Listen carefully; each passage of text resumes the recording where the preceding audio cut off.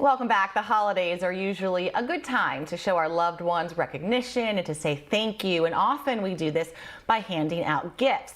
However, depending on our love language, our own personal love language, the type of presents we expect and want can differ greatly. The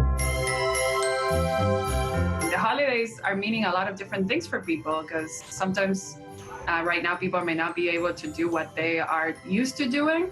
So maybe focusing on what to gift our loved ones could be a great approach to feel that we're still doing something meaningful for them. And depending on our spouse or partner's love language, the gifts can vary and should vary. Yes, they do. So traditionally during the holidays, we focus on material gifting. And yes, we do it because we want to show our significant other and also other people that we love, that we recognize them, that we appreciate them for the year that we have had together, right?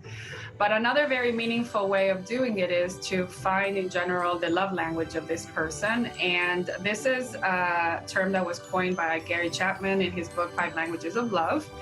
And so by knowing the person's love language, then we can understand better how to gift them so that it registers louder because we are really understanding how they feel loved specifically. So one of them is gifting, right? So for a person that likes gifting as a love language, they really appreciate to see that the gift was thought out, that it's something that maybe they mentioned along the year and you paid attention, right? Like maybe you're completing a collection for them, something of that nature. Then there's quality time. For quality time, a person that appreciates quality time would love an experience, planning a thought out date night, or even the commitment of having regular date nights or outings if you haven't been doing that before. For some, they focus on physical touch.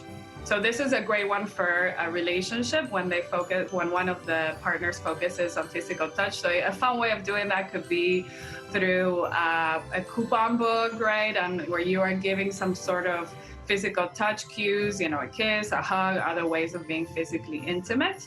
There's also acts of service. Acts of service is for the person that focuses on liking to get things done of a to-do list.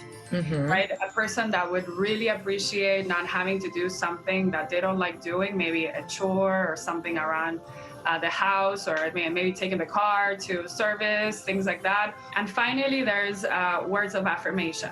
So some people focus on words and words mean a lot to them. And so this could be done by spending some time writing a nice letter or a card where you express your love, admiration, what you have enjoyed throughout the year together.